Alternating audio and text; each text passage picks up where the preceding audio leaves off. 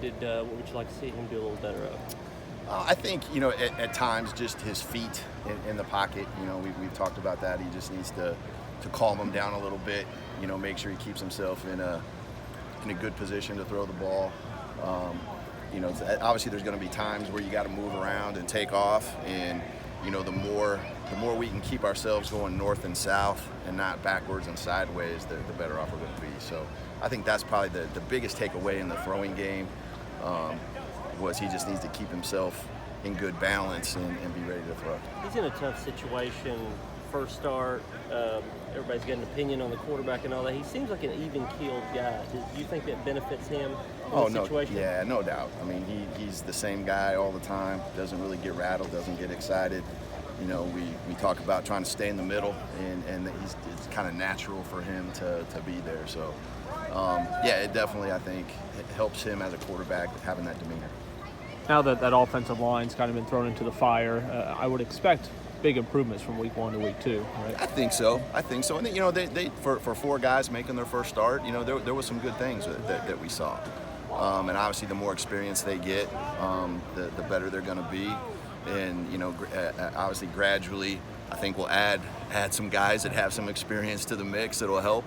But I think they played hard, and I think they'll just keep getting better. When you've got multiple guys like that are being moved around, do you have to monitor that during the game? Of maybe we move this guard to center, this center to guard, this guard to tackle, and so on? Yeah, I mean, you kind of know what's going on there. It happens a lot at practice, especially when you have guys trying to, you have guys taking reps and guys have to get to different positions. And so in practice, at times you don't even really notice it, which I think is a good thing. But obviously, Cole Clemens is a guy that's played a bunch of football and has played a lot of different positions, and he's kind of the guy probably right now that gives us a lot of flexibility, as we start getting guys back to he can go to some different positions.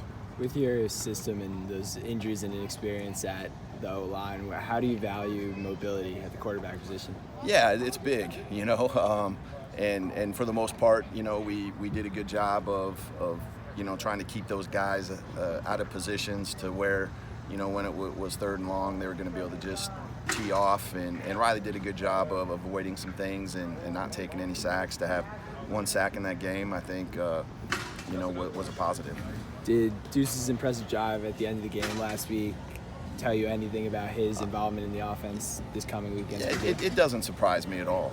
Deuce, like we said before, it really was as close as we talked about, and Deuce is a really good player, and he's got the same demeanor. I mean, when he goes in there, he's a calm, confident guy, and I think you'll at times continue to see him in the game possible. What's Purdue do well defensively?